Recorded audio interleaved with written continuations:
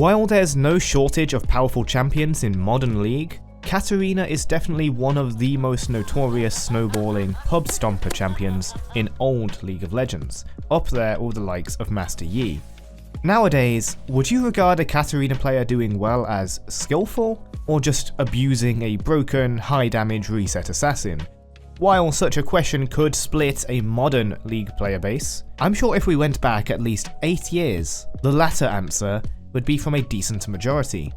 Skills aside, Katarina is one of the most iconic champions in the game, having served as one of the poster champs of the game for the longest time, be it for her design, gameplay, or popularity within the game already.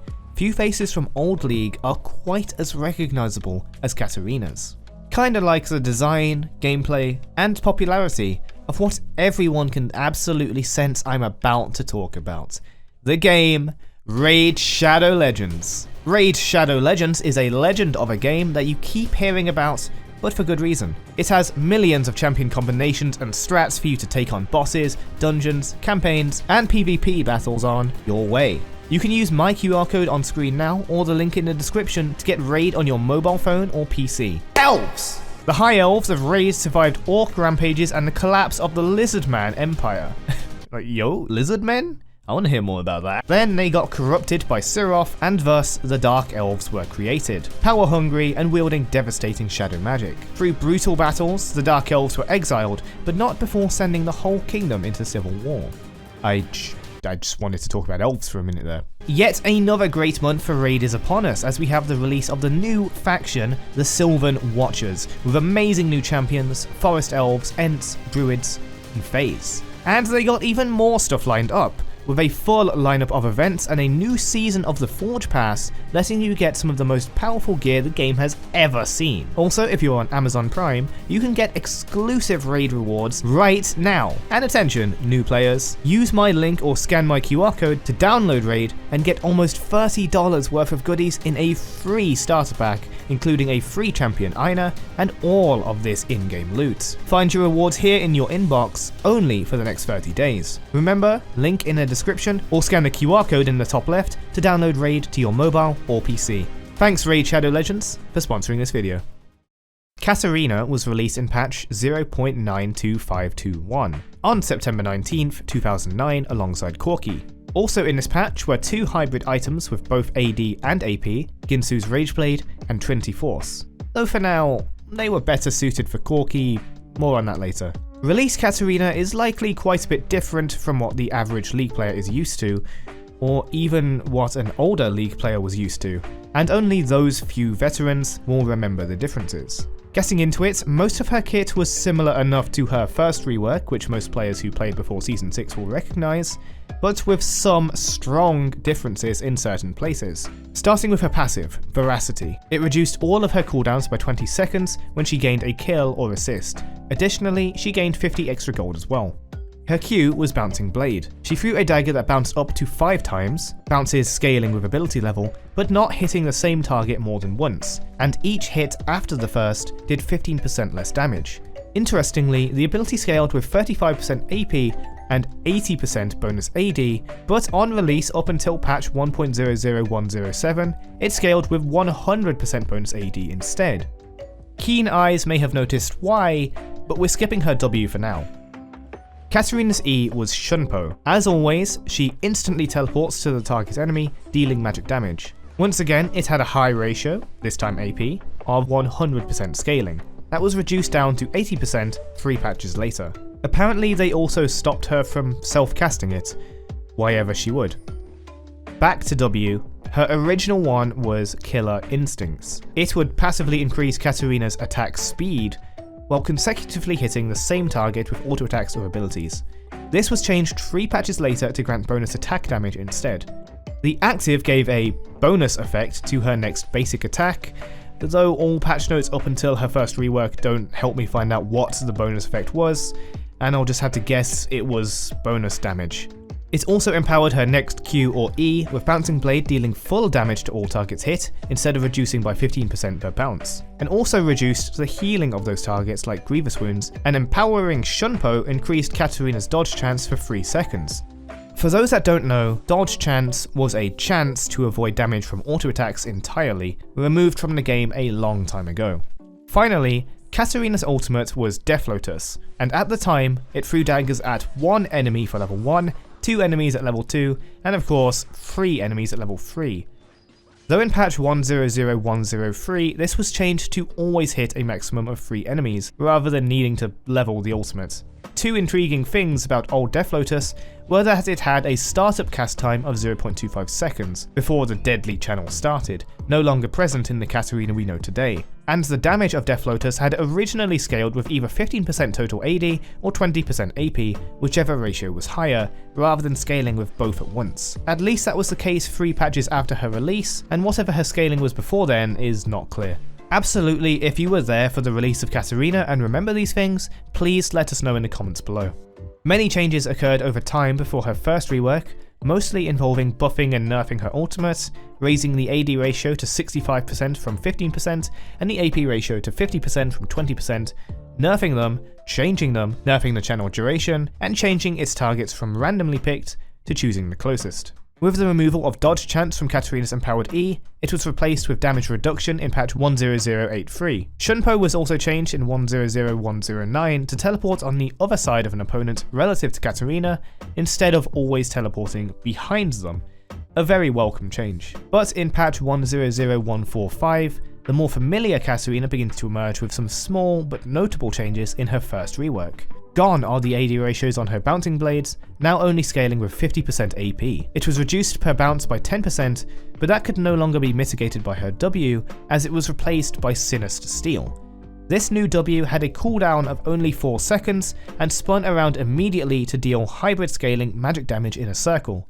If she hit an enemy, she also gained movement speed for 1 second. Her passive, Veracity, was changed to only reduce her ultimate by 10 seconds, but completely reset her other abilities. Speaking of her ultimate, it did a lot of damage, with 300% bonus AD and 175% AP scaling magic damage, with a high base damage as well, and additionally applying grievous wounds to reduce enemy healing. This was moved from her old W-empowered bouncing blades, now that the empowerment is gone. Before we move on, an important part of this rework was her visual and voice overhaul. The splash art and model changes can speak for themselves, but even that's overshadowed by the change in voice. The old Katarina voice lines were like this. Is that fear I smell? Evil always wins. Please, make me hurt you. And now sound like this, like we're used to even today. If you run, you won't see me stab you. Why? Because I can. Time for the dance, Maka. Forget it. Some voice lines like the last one were removed, including revoiced versions of her original voice lines. Please, make me hurt you. Speaking of removal, in the old client, an Easter egg appeared for pressing Ctrl+1 when on Katarina's ability page. Killing is my duty. Fun is yelling surprise! This doesn't work anymore. There is a very important point we have yet to cover, involving Shunpo. Old Katarina players will remember that Shunpo was a powerful instant teleport that dealt damage to enemies, but was also a useful tool for teleporting to wards.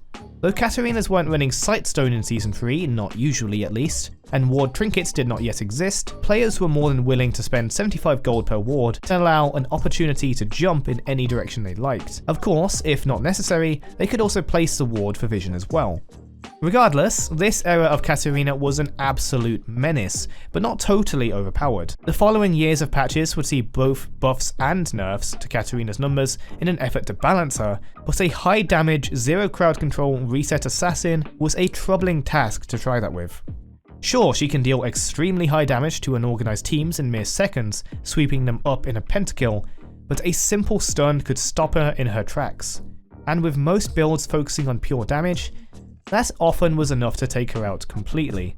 This led her, alongside champions like Master Yi, to be known as more of a pub-stomping champion, bizarrely powerful in lower levels, lower ranks, and casual games, but a much rarer sight in the higher ranks. Some attempts were made to stop her rampages, like in patch 5.4, changing the passive from reducing her cooldowns on kill or assist, to only doing so if the champion died within 3 seconds of being damaged by Katarina, really forcing her to commit to these fights, and limiting her hit and run a little. I need to go there. Guys, I'm not even there. Why are you fighting? Look at you. Look at your health. It is low. Are you seeing it? I see you noticed it because you're running the other direction now. Now please, excuse me while I do my thing.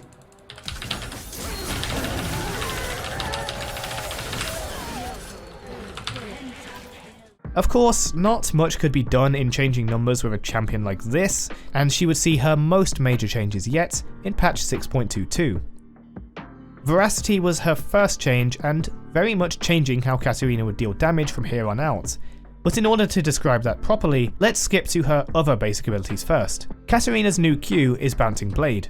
It's similar to how it was before, but now only hits 3 enemies, with reduced damage numbers all around, and the most important change being that instead of a 4th enemy hit, the blade will now drop to the floor opposite Katarina.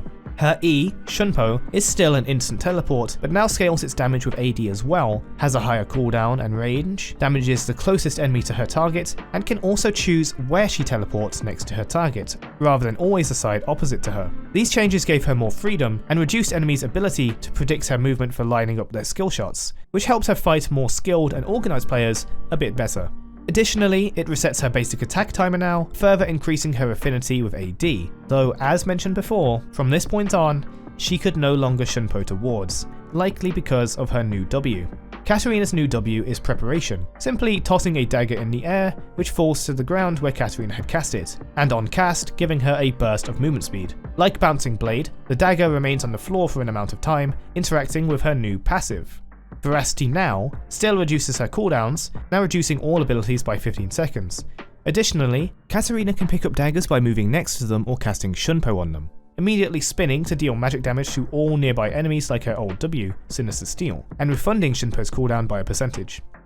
Her ultimate still did a lot of damage, with improved tick rate and adjusted ratios for higher AP synergy. A lot of Katarina's damage now came from picking up and catching daggers. Both with Q and W, there's a decent delay before the dagger becomes usable, meaning Katarina can no longer Shunpo into a fight and immediately kill and reset like crazy. The fairly predictable line of her Bouncing Blade also allows for some amount of prediction from her opponent, but the radius of freedom granted to Shunpo allows her to wiggle around just a little bit, massively changing the dynamic between Katarina and her lane opponent, as well as how Katarina approaches and how players respond to her in a teamfight. Effective use of Katarina should now take some foresight to use her W and daggers, setting up routes of attack, escape routes, or going all in by throwing up a dagger to catch during death floaters. As always, patches that followed adjusted her numbers in the name of balance, but an interesting change arrived in 10.23, increasing her ultimate's damage with 15% bonus AD, as well as 9.9% attack speed. This increased her ultimate's physical damage, as with the arrival of Preseason 11, many hybrid champions had their hybrid ratio abilities changed to hybrid damage types, scaling physical damage with AD and magical damage with AP.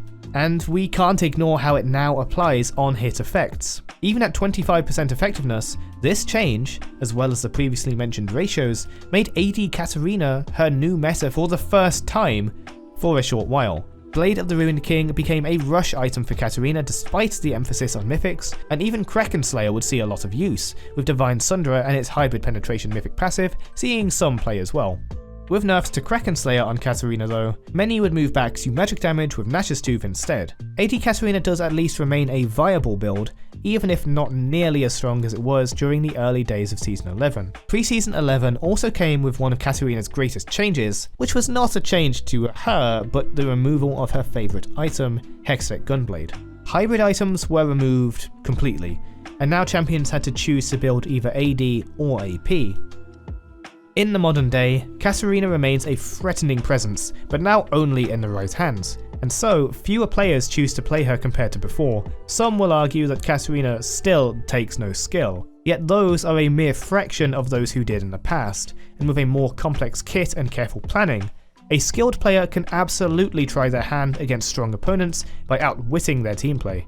Though, old players may feel left out as it isn't quite as comfortable as before.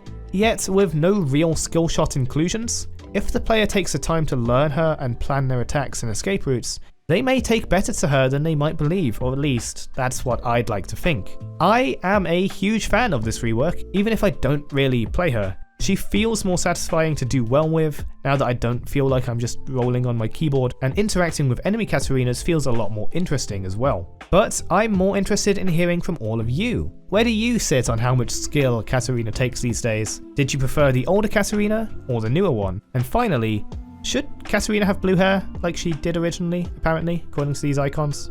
Thanks for watching. Shoutouts to the members, Light, Awesome Tioda, OKJ, War Squid, Nashborn, Genocide, Ultimate Ground, Boblax, Luxus, My Dad, Unknown22, AJG Beat 91, Kaide, and N Era for supporting the channel.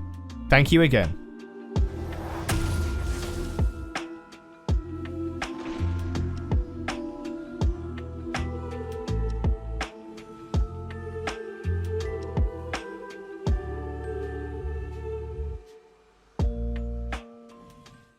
You'll make excellent boar food.